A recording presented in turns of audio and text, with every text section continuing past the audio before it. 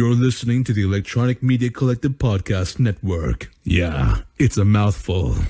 For more great shows like the one you're about to enjoy, visit electronicmediacollective.com. And now, our feature presentation. My time is yours. I was the last man standing. I am the man, and the man feels no pressure. You are facing a fuel-injected suicide machine. Fear from the man that rules the world. I'm the man. When I walk, the ground shakes. I am the master, and I am the ruler of the world. You are now entering the vicious circle.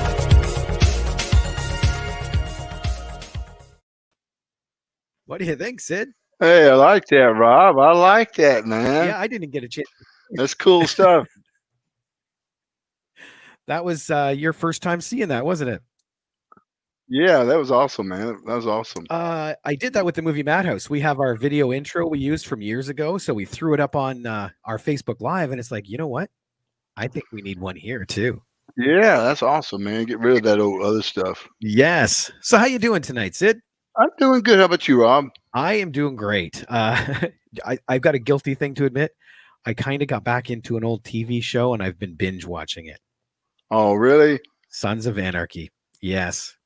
You know, we talked a bit about that. I've not ever watched that. I've been seeing the trailers and stuff. I think I would like it because I like motorcycle Hell's Angels and all that stuff. But some things like that I just hadn't got around to. Well, when the world gets back to normal, I have all 7 seasons on DVD. I'm going to bring to you, and you can just sit there and watch them at your leisure. All right. There we go. Oh, and Luna's right off the bat. My boy is back. Sid again. Hey, Luna. Yes. Oh, she must have watched it too. SOA, Sons of Anarchy. Yeah. It was a very popular show. It really, really was. Yeah, I know a lot of people watched it. I'm just weird about certain things. Like, I know I like what is that? Night of the Living Dead. That was the movie, but the Living Dead, whatever the series was, that's my favorite kind of movie. But I never watched the series. I don't know why. What is it? Walking Dead. Walking Dead, yeah. Now, Go. Night of the Living Dead is one of my favorite all-time movies. Oh, I love that movie. I did too, man. We have a topic on the movie Madhouse we're doing tomorrow. It's our top 5 favorite zombie movies, and then our top 5 worst zombie movies, because there are some groaners out there. So it's like the perfect time to try. Right, perfect time. Yes. So tonight we're just kind of catch up with the world, see how everybody's doing, see how you're doing. I took your advice, and I'm making some fresh iced tea upstairs using the cold water method that you told me. Right. That, of course, tea is just bad, period. But if you're going to drink it, that's the best way to do it. There's something about the cold water. Like, I used to boil it and pour it, and you told me, no, just do cold water. Right. And it's got a crisper taste. It's a cleaner, not as abrasive. You know, it's the tea itself is clear too. It's not as dark. Yeah, you know? That's the one thing I noticed for 100%. Right. We got a couple people chiming in here. Let me see. This one is from Elizabeth. So years ago, I found out that you are my cousin on my dad's side. There you go. You're meeting relatives on here too. That's new. Yeah. I did get a letter the other day from someone. You know, it's weird. I very seldom open up fan mail. I just don't think that much of myself. I opened this up, and it was someone sent me like a prayer thing, and I actually called the number back, but no one answered. So I might try it again. Oh, really? That's cool. Yeah. Let me see here. It says here from Ricky. Hello, Sid. How are you? Can I get a shout out? Hey, Ricky. What's up, man? And Jacob here. Sons of Anarchy made me realize I had emotions. It does, dude. It's going to take you on an emotional roller coaster when you get into it. Yeah, I guarantee you. Yeah. Okay, let's see what else we got going on here. Let me get some screens out of the way. I got 3 screens, so I got far too much stuff going on. Here we go. From Ruben. Hi, Sid. I'm watching you on here all the way from Vancouver, Canada. I said all the while. Yeah, great, man. It's good to talk to you. Good. I'm glad you're chiming in. We were, Rob, going to have a guest tonight. Maggie, one of our followers that listened to our show, but we had a little technical difficulty, and we're going to, be able to do that maybe tomorrow or so. Right? Yeah. Oh, actually, if we don't mind, can we do it Tuesday? Yeah, Tuesday. Okay. I just realized I've got the movie Madhouse tomorrow, and that's going to chew up a huge chunk. But yeah, we will set it up anytime you want Tuesday. Yeah. But what it was about was, we talk once in a while, and she called and she said, we were talking, she said, I know you're not a Donald Trump supporter, like maybe I was Democrat. And I told her, I said, no, I've never voted my whole life. I'm probably consider myself Republican because the people I really think were good presidents, Teddy Roosevelt. I like Lincoln. I like both the Bush presidents. That's about it. I think the second Bush had a great supporting cast at what made him so good. The older Bush, senior Bush, George, I think he was a lifetime politician, what we think politicians should probably be like. He come across as a pretty honest guy. He also served in the war, was one of the original Black Sheep Squadron. How I know that is I went to a Steven Seagal party, his father's party. And Steven Seagal's father was also in the Black Sheep Squadron. And he showed me pictures of him and George Bush Sr. together on the boat and everything with their aircraft and all that. But again, I don't want anyone to think that I'm not a Donald Trump supporter. I wouldn't vote for him. The thing about it was I said this for a couple of years to people, and I think they've taken it the wrong way. I don't dislike Donald Trump. I just believe Donald Trump he's just overexposed. And I said this 2 years ago, who my uncle's a diehard Democrat. He's complaining about Donald Trump. I said, Bill, you don't have to worry about it. This guy's not going to be around in the next election. And that's just me betting. I like to bet on things, and people know me, know that. Like I bet on the Chicago Cubs to win the World Series the year before they won the World Series. So I like going for long shots or things that, like that. Now, you and I talk quite a bit about it, Rob, and I think right now I'm a little scared to stand behind that statement because I just don't know about Joe Biden. I think if anyone else other than Joe Biden, I'd stated my prediction.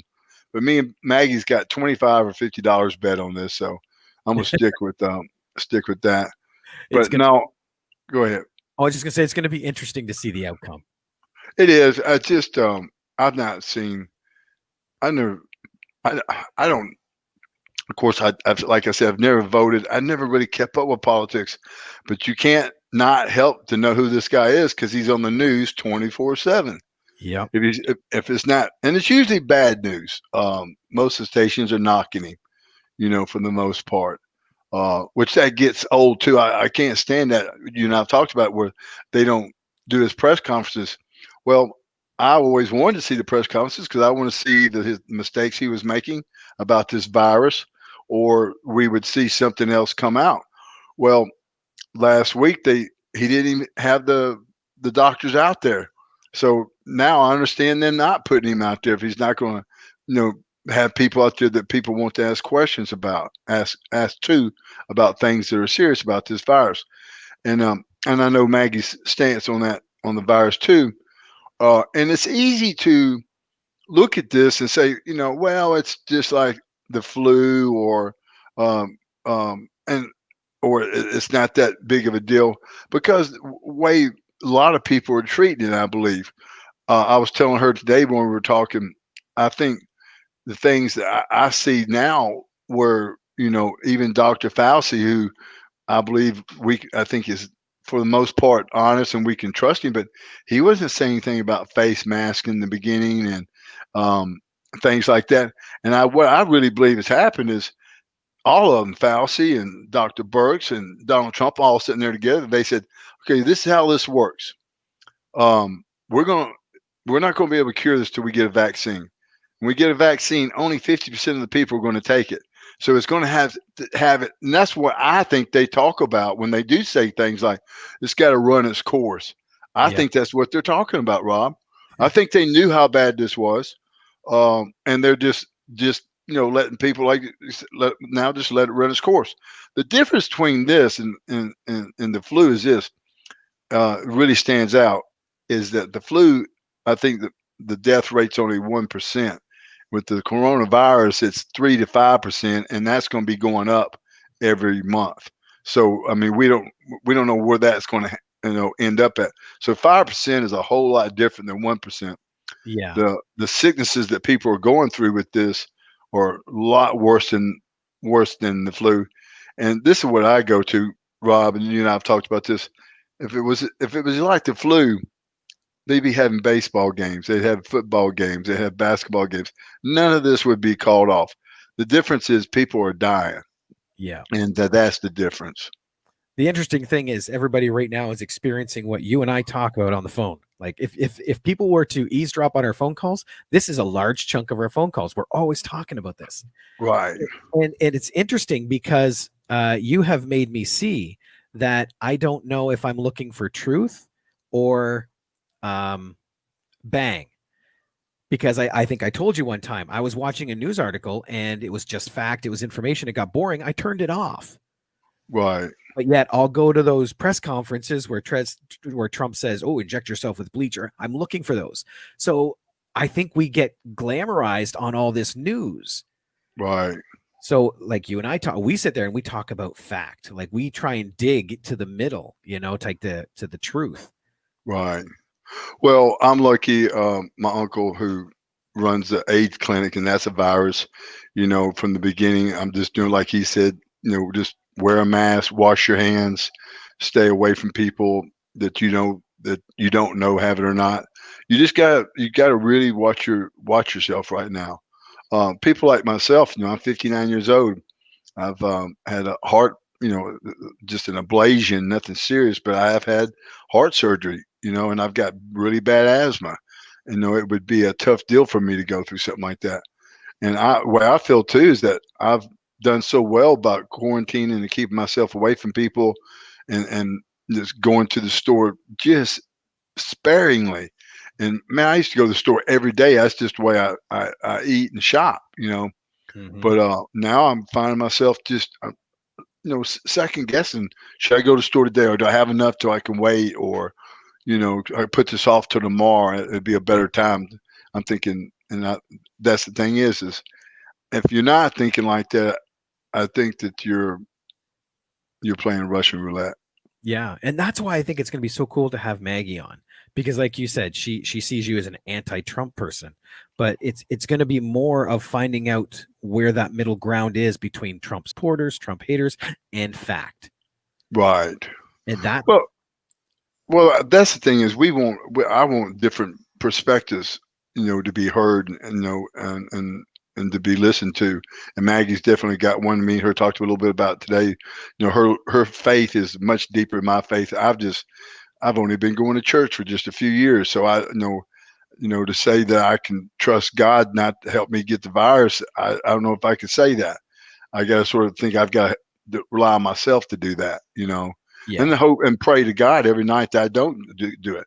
And we all pray to God, or I do, when things get bad like this virus, or having a bad day or something. We forget to pray when things are going good. I try to pray every night, just in case he's listening. Yeah, exactly. We've noticed that about a lot of things. If something's bad, that's when you hear about it. But if it's good, you tend not to hear things, so you don't think about it. Right. Yeah. RJ just chimed in. Would you powerbomb Trump? Yeah, if I could. I don't know, man. Again, I don't dislike Donald Trump. I'm all for, everybody doing what they want to be able to do and stuff like that. But just sometimes, I just wish sometimes he would just act differently or say something differently, where like, okay, you're not a politician, we know that, but here's a chance for you maybe get a few votes. Act like one. When he talks about the mask, even he can't just say, this okay it's good to wear this mask, or he can't just say Black Lives Matter. You've got to be able to say those things. He reminds me of that uncle that I have that we go to visit, and I have a new girlfriend. And I go to her. I go, okay, we're going to visit my uncle. Be very careful around him and watch what he says. He's that warning. You always got to give a warning to when Right. you introduce him. That's what he reminds me of. No, that's true. I told Maggie today that he reminded me of a guy. He's dead now. His name is Buddy Wayne. Nice guy. When he was in the hospital with cancer, I went to see him every day, and but there was a lot of people wouldn't go around him. Like a good friend of mine named Bruno. Bruno dates a black girl, and Buddy would always use the N-word when he referred to her. So finally, Bruno just got where he wouldn't go over anymore. And Buddy was getting old, and even myself didn't want to go over there anymore. He felt like he had to say those things. And I told him one day, I said, Buddy, I don't know. I was like that to a point at one time too, where, I'm bigger than you. I'm blah, blah, blah, whatever you want to say. And I can say what I want to say, and it didn't matter. And then one day it just sort of hit me. It's not worth, me being cool or tough to hurt someone's feelings by saying something like that. So then, I saw how when someone else would do that, how it affected that person. And then I saw how the things I was doing affected people. I said, that's a change I've got to make. I can hold that back. I don't have to say that person's overweight or cross-eyed or, whatever. But that's something, I think we all have to work at. And it's okay to do that to a degree, I think, but have some tact when you do it. Be sure that person's also open to those kind of things. Exactly. You don't know what kind of effect it could have on someone. Yes. So everybody, remember, Tuesday around this time, we're going to set up another one. We're going to talk about everything going on with the world, Trump and everything. So get those questions ready. Right. Let's see. We've got a few comments here for you. Where did it go? I was just looking at one. Oh, here it is. I thought this was cool. Hi, Rob. Hi, Sid. Much love from New Zealand. Eleanor's watching all the way from New Zealand. Hey, Eleanor. It's good to hear from you, girl. And then this is the one. We talk a lot about this. The Royal Rumble 92, when Hogan pulled your arm. RJ asked, was the WWF planning on keeping you as a face? Because it seems like they went in another direction with the editing of the commentary soon after that. No, that night of that show, I gave my notice, Rob. I told you that was at Albany, New York. Mm-hmm. So they knew I wasn't staying around anymore. Gotcha. Okay. Here's a good one, too, and we can talk about this. Sid, got my tickets for a virtual meet and greet coming up. Wish you all the best. Cool. That's the one September 19th with Virtual Asylum. Oh, that's awesome, man. Sean, looking forward to talking to you. Yes. So anybody here, you want that picture? Because I know you get a lot of messages going, when can I get an autographed picture? This is the perfect time. Right. September 19th. If you go onto Facebook under Virtual Asylum, you can look up their page. They do this kind of thing with a ton of people. I think they just had Rikishi on, and they'll do this. They'll bring you into a room just like Sid and I are sitting right now, and you can talk with Sid for a minute. He'll sign a picture in front of you, and then boom, it gets mailed to you. That's it. That's the time to get the picture you want. Okay, here, what do we got? This is from Ben. Anyone from the past that you never got to wrestle you wish you would have gotten to, like Andre? That would have been an interesting match. I will say no. I wouldn't want to wrestle Andre. One, he was from just hearsay. He was hard to deal with. I look for, and I'm not saying he wasn't. I like workhorses. I like to work with people that really like to work hard. I don't see him doing that. And then there was just so many rumors that he'd do that squat down on you and crap on you and just crazy stuff. I'd be leery. I can't say that was a dream of mine to work with Andre. You got to realize something too, guys, Robert and everybody out there. Andre was a novelty match. He didn't really have to have anybody to work with. You know what I mean? Yeah. With his size, it was right. like just He was a giant. Yeah. Exactly. Okay, let me see here. You get this question a lot, and maybe we can set the record just straight, and that way no one has to ask it at. Which was better to work for, WWF or WCW? Well, they both had good reasons to work. WCW was just a better. It was a better company. It was well run. It was a business. It was it was a good family oriented business. It wasn't, you didn't see the side of the wrestling business that, like the carnivals, the seedy things. WWF was a little more fun because for me, I got the chance to really see if I was drawing money or not. And with WCW, they didn't really draw that well. It was a television company. So, and then I had, really a test of who I am in this business in the WWF, and I succeeded really well there. So both places I like, but WCW was the better company to work for. Gotcha. We're getting questions on both topics now because we have this one here from Wood. From Ricky. Why will only 50% of the people take the vaccine? I don't know. That's what they're just saying. Even with the flu vaccine, only about 50% of people will take that, and there's a lot of reasons. One is that we hear that we get sick when we take it, and sometimes it just doesn't work, and that's a proven fact. They said that at best this vaccine will only be 70% effective, but more likely 50%. So there's a lot of reasons not to take it. When you don't know how you're going to react to it. I'm sure. Yeah. But that's just how it works. A lot of people do not want to take these. A lot of people think it's just the flu. They don't know how serious it is. Yeah. I tell you now, for myself, I've never taken a flu shot, but I believe I will this year. Well, and see, a lot of people, they have a conspiracy theory too, that there's chips and stuff in these vaccines so that they can trace you. So that's why another chunk, they don't go near vaccines. Right. And that's something I can't fall for. I'm not going to believe the government's putting vaccine in to keep us track of us or anything like that. Now, with this coronavirus, I will take the vaccine.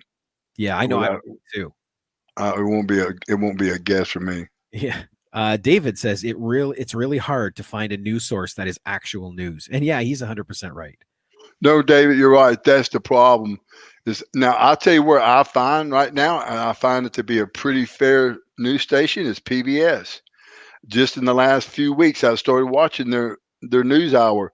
Now, they're bashing Trump a little bit too, but they're in the middle a little bit. And now I know who the reporters are when I know the lady now that I'll recognize her when she questions Trump. I've seen her before. I didn't know what station she's from, but I do now. And she's always asking reasonable questions. She's not out there giving no one a hard time.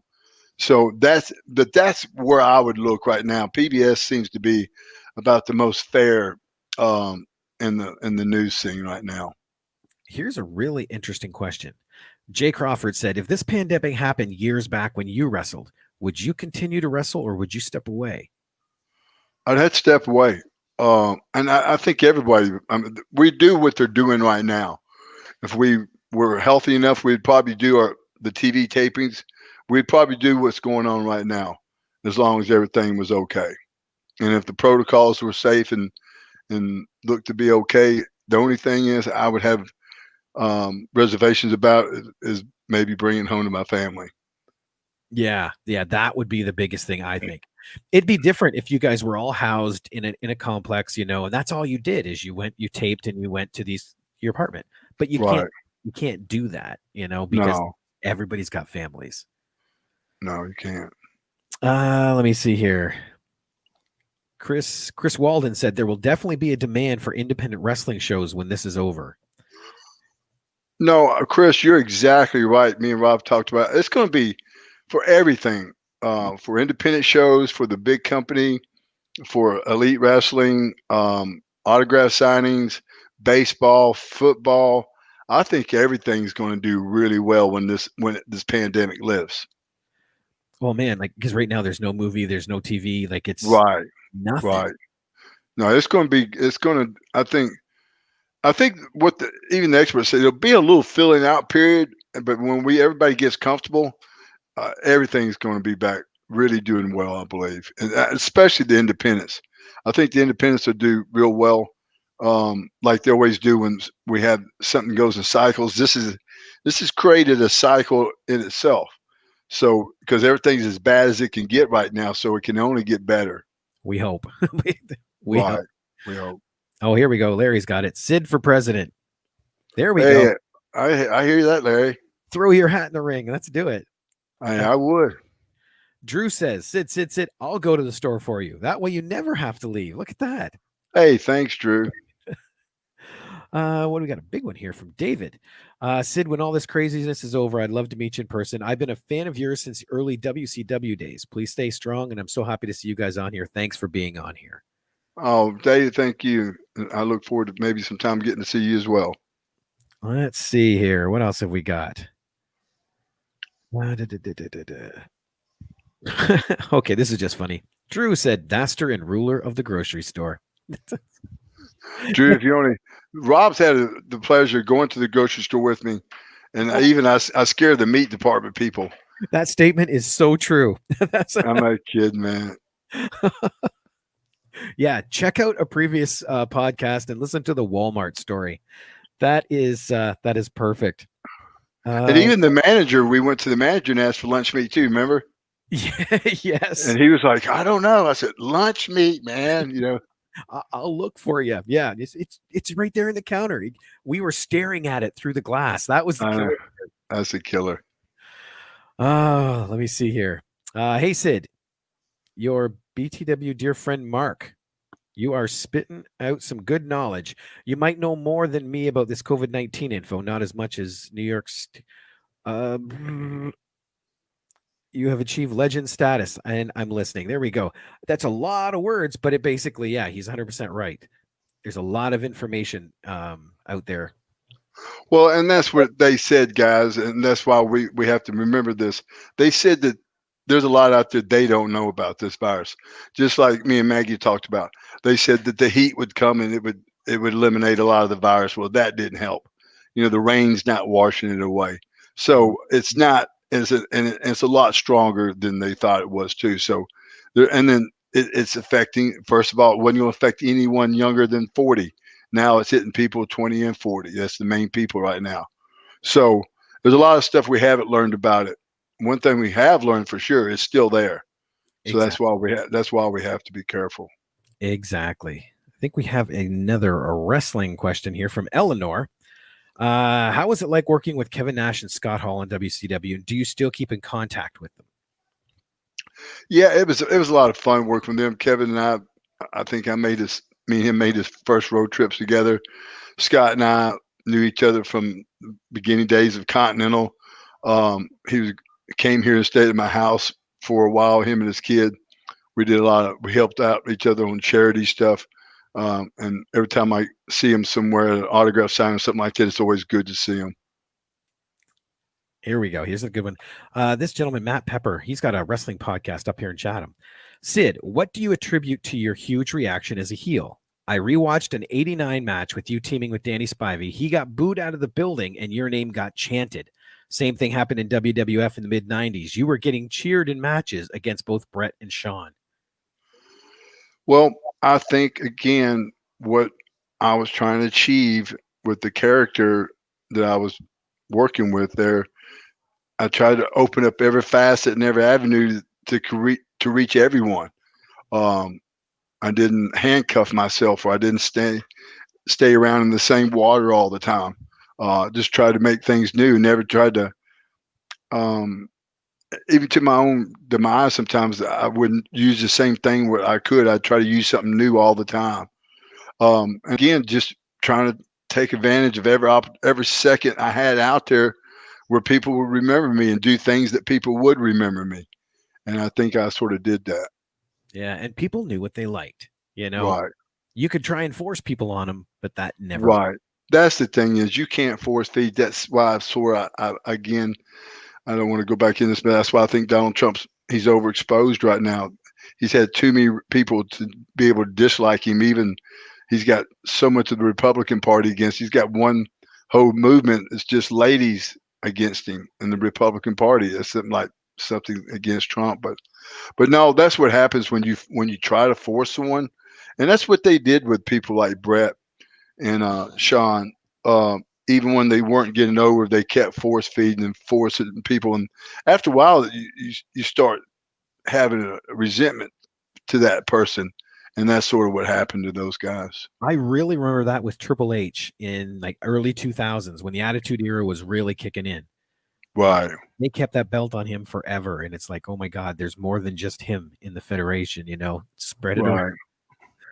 Well, of course, he's married to the boss's daughter. Yeah, that always helps. But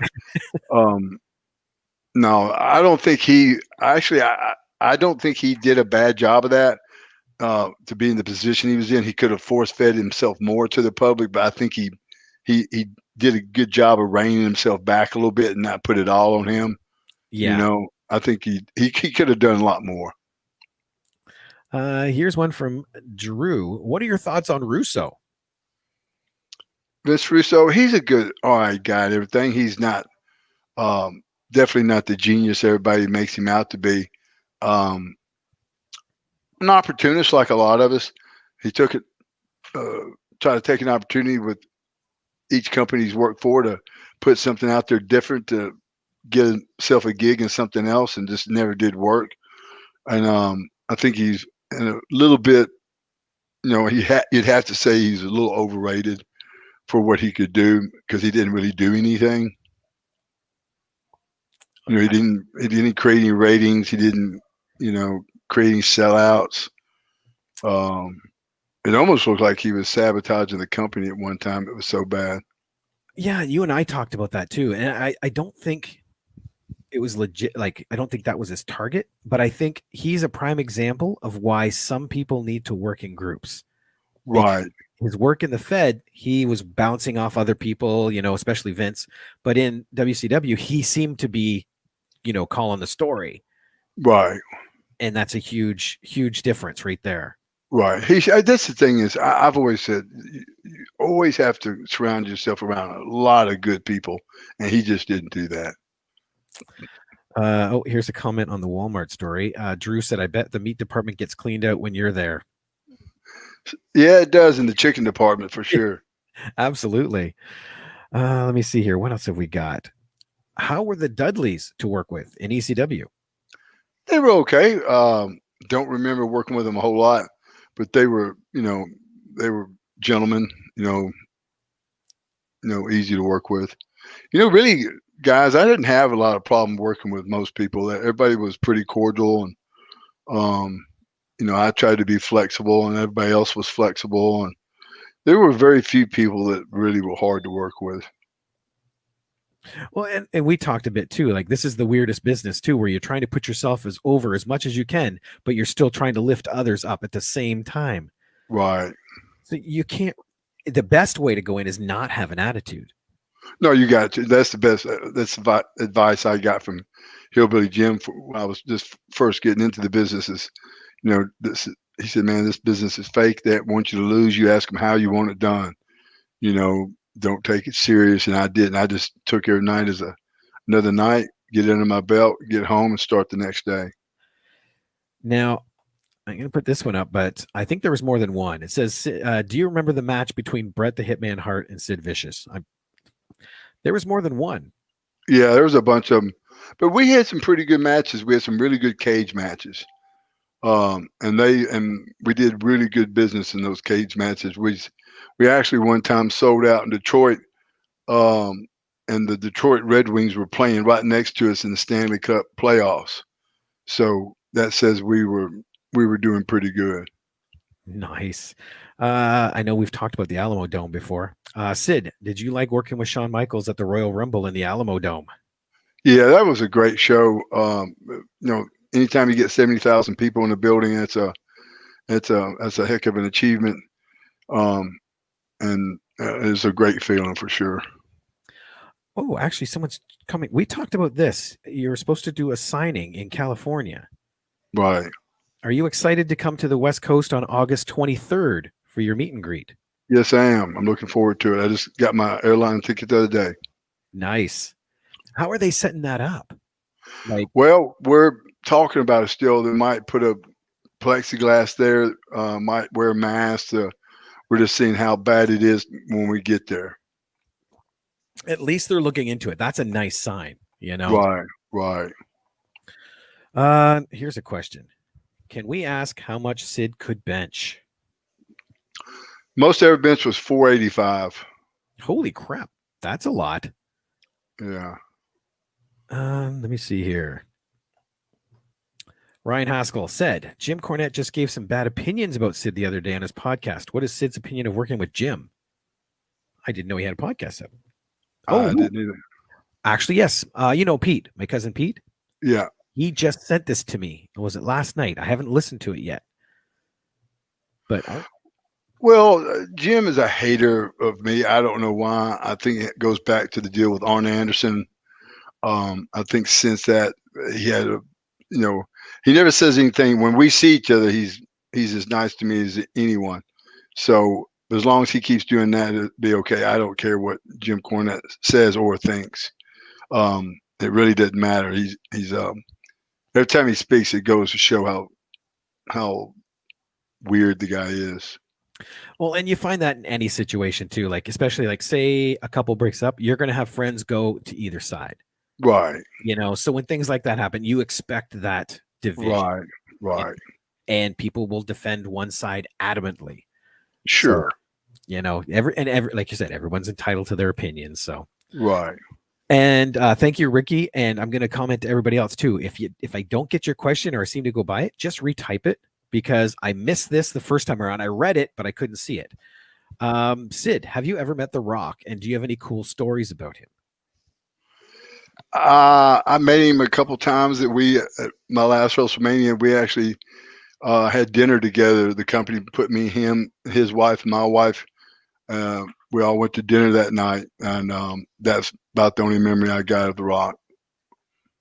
Oh, go ahead. You were going to say something? Nope. Oh, okay.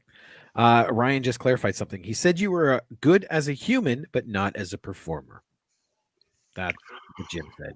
Well, this is the thing is, that sounds like a little professional jealousy.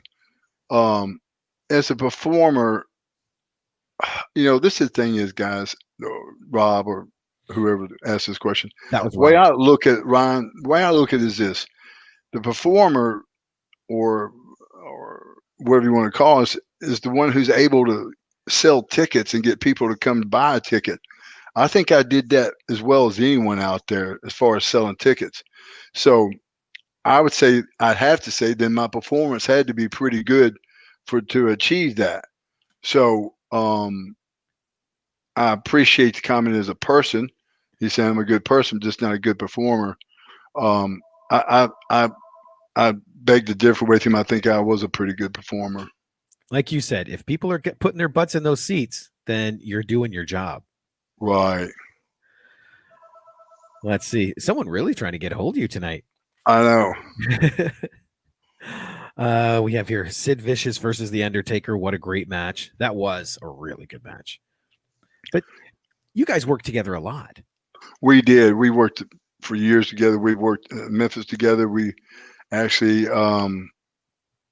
after I came back from my lung surgery, we rode together as he was still one of the skyscrapers and I wasn't anymore. Then we worked in WWF together when I was Sid Justice quite a bit, and then worked quite a bit of Psycho Sid as well. So we had a lot of good matches. Here's one from David Johnson. You're talking about going to Los Angeles. Is it Los Angeles? I know it's in California where you're going. Right. But do you have any plans to come out to the Pacific Northwest? Chicken and drinks are on him. When I get up there, I'll definitely put you up to that. I'll make sure I write his name down for you. That way you can track him down. Yeah. Here's one from Jose. Hi from Peru. Can you ask Sid about the $1 Million Corporation? What he thought about it? I think it was weak. It was sort of, just, I don't know. I didn't like it. I was in the position to say no at the time. They had Ted on the road with me to sort of be my babysitter, so I sort of had to live with that. Let me see here. Here's another one. Did you ever meet Stone Cold Steve Austin? Yeah, me and Steve was in Memphis together. We were in WCW together, and we were in WWF together. It was before the Stone Cold gimmick, though, wasn't it? Well, he was doing the $1 million gimmick where he's wearing the $1 million belt when I came back from my neck injury. And then right after that, he started wearing black boots and black vests like I was wearing. Yep. Let me see. Here's Ricky. Thank you for answering my question. Hope you're doing well. Sorry about your heart surgery. It wasn't a surgery, was it? No, it was just an ablation. It's just my blood pressure's been perfect, like 110/70. It was just to keep my heart rate down a little bit. Really, it's just to be able to take. I'm off now. The medication. I'm just on one little blood pressure medication now. Nice. And then here's David, follow up. You'll always have haters. I watched you all those years and you've done awesome. And yeah, like you said. Oh yeah, you can't stop the people from, and I like the haters and the different opinions. I welcome them, Mm-hmm. Here is Patrick saying, do you still have contact with Pierre Carl Ouellette? Yeah, I talked to him quite a bit. Why do I know that name? He was one half of the Quebecers at one time. He's from Montreal. That's right. Let me see here. Jacob said, I remember the skyscrapers from WCW. And yeah, was that WCW? That was the beginning of WCW, wasn't it? Right. My first run at WCW. Right. Whose idea was it to change your second name? Was it Vince's? I think both times you went to the Fed, it was their idea. Yeah, that was their idea.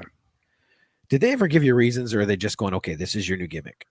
They said that Sid Vicious was copyrighted by Sid Vicious's aunt. And they always had an excuse when they wanted something their way. And Vince always he always wanted to own everything. He didn't, and that was, I think, another reason. Gotcha. Someone did this. I think they just heard the answer as they were typing it. Good to hear your podcast again. I listen to a lot of podcasts. Jim Cornette is so outspoken about people. What is your opinion of him? Someone just beat me to the Jim Cornette question. For the record, I think you're an awesome performer and you definitely put butts in seats. Yeah. Well, I'm glad Jim's got a podcast, and I tell people these are a great way to get out there and be able to touch the fans and keep in touch with things like that. So I want to see Jim, and I want to see everybody have a podcast, and the things they say, if they're wrong, we can always correct them. Exactly. And it's nice too, because who was it I was speaking with? I think it was Danny Davis. He said it's the fans that drive this business.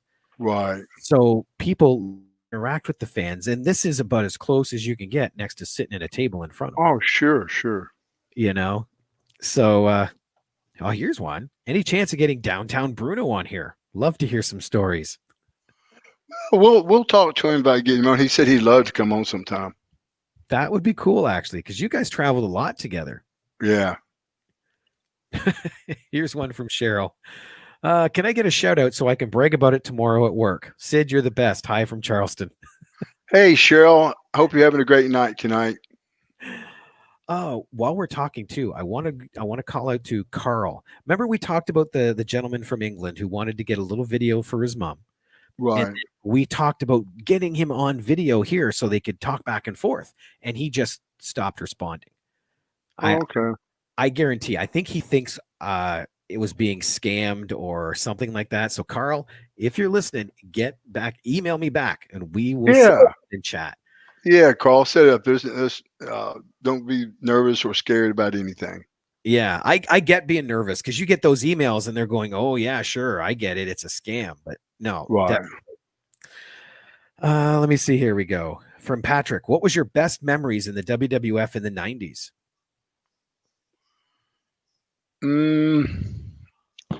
Man, it was in the beginning. It was so much fun. Every day was a lot of fun. I was still young to the business, really, and being part of something that big every night of your life was just overwhelming fun.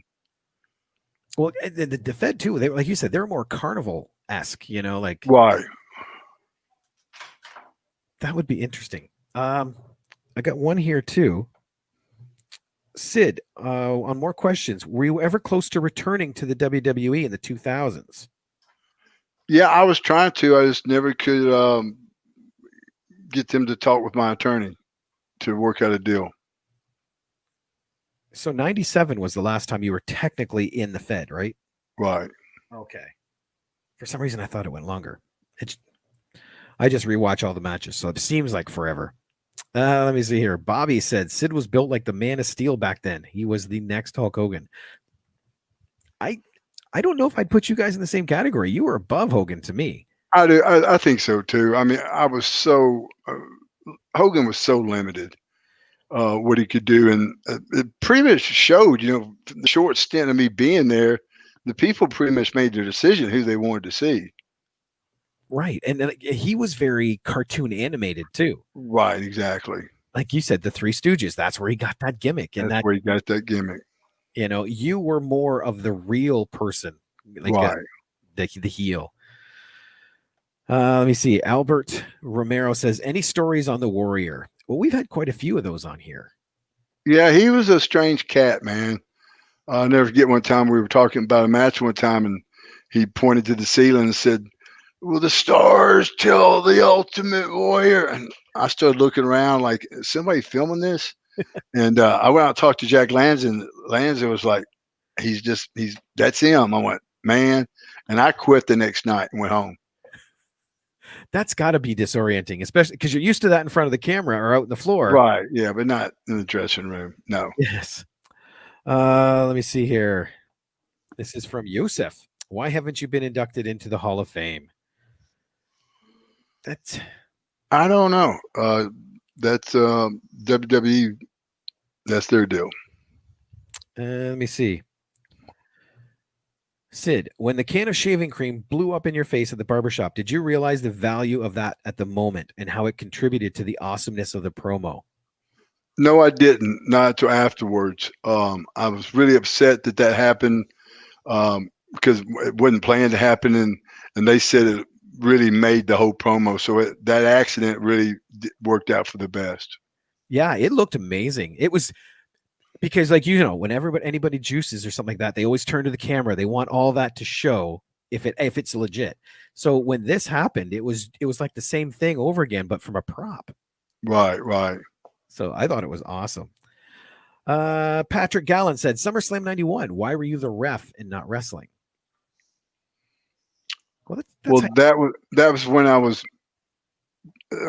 that was when they were firing the Warrior, and I was supposed to not wrestle until WrestleMania, and that's when I was supposed to win the championship and go into my first house shows, which this was the beginning of all those changes. So they were going to fire the Warrior, so they had to put me in as a ref, and then the next night I took the Warrior's places, all the places he was booked at. Awesome. Now, I think I want to wrap this up with a question for you, Sid, because on Instagram, we've been posting lots of pictures of food and stuff like that. With summer, what is the ideal meal for you for a summer evening? Man, probably, baked chicken or fish with some buttered squash, some rice, and some field peas, and a slice of tomato with a little cottage cheese. Oh, yes. The homegrown tomatoes. We've been talking about that. Yeah, I got some. Those homegrown, man, they are so good. They are good. Excellent. Well, let's get to a couple more questions and we'll wrap this up for you. John says, was there ever a moment that you weren't enjoying the profession? Yeah, when I damaged my neck, and it was just torture. The business was crap. We weren't getting paid for months at a time, and that's I lost the movement of my left arm, and I just went home and took a year off, and I didn't really know if I was going to come back. Was that when you were doing the second job? Right. Okay, I remember that period you were telling me about. Okay, yeah. Here's another one. Matt Pepper says, what's the most difficult part of a day at television? So television taping. That's a really good question, actually. Well, the whole day's taxing. It's really just standing around on that concrete all day. And used to, you'd have to do an interview for every market. And so there's, hundreds of interviews to do. And it's just TVs are used to, too. You didn't get paid for TVs because all the, you got paid on what net profit was. And there was no net profit on TVs because it all went to production and stuff like that, unless you work for WCW. But TVs were just hectic. You had to be there at 12 o'clock all day, and it would go sometimes to midnight. So they were tough days. I got to ask, was it confusing to follow storyline too? Because I know you would tape stuff that wouldn't air for 2 or 3 months, and you'd film a match that would be on tomorrow. And well, it was confusing also, but it was mostly, it was a lot of hazard involved, because if you did those tapes and banked on it, and someone had an injury within those 2 or 3 weeks of those things being showed, you didn't have a guy on the house show that you've been advertising for him to be there. I never thought of that part of it. Yeah. Yeah, there were some downsides of taping that many weeks out. Oh man. Let me see here. Oops, Ricky has. I have a question for me. How long have you been watching wrestling? I've been watching for 20 years. Well, I don't know the exact time. All I know is when I first started wrestling, Magnum TA was battling Nikita Koloff. Yeah. That was in either UWF or AWA. NWA. There we go. Yeah. One of those ones. I just can't remember. But that's when I started. And that's like, I think I told you, Sid, Pete and I were up in my bedroom. We had the TV. And we had that rabbit ears. We were trying to get Right. Oh, gosh. Yeah, that was a while ago. Let me see. Here's one. Where can we get some Sid merchandise? I don't think you have any legit merchandise out, do you? No, not of my own. I don't have. If they were wanting something like T-shirts, just get in touch with us and we could get them something. There we go. 8x10 or something like that. Okay, here we'll wrap it up with this question right here. Eldred said, "Hello, Sid. How was it working under Colonel Rob Parker as your manager?" Well, actually, I hired him. Gave him the job for paying him back for for being good to me down at Continental and stuff like that. And I gave him the Harlem Heat to manage. So it was a lot. Robert's always a lot of fun to ride with. He was funny, and we laughed all the time about something. So he was a lot of fun to be around. That was a cool time back then too. That was fun, man. I think that was before WCW when they got into the Monday Night Wars. I think I liked that period of WCW the best. It was, yeah. Excellent. Well, guys, thanks so much for all the questions. Keep them. If I didn't get to them, I apologize. I tried to watch them as they went, but they're flying by pretty quick. So if you have any more questions, keep them ready, because Sid, you love coming on here, like talking to people. Right. So we will definitely be back. And Tuesday, around 7:30-ish, we'll figure out an exact time. We're going to talk about what's going on in the world. We'll get Maggie on here and see if we can't narrow down things about what people think. That's a good idea. Excellent. All right. I guess in that case, it's another ending. Peace out. Circle.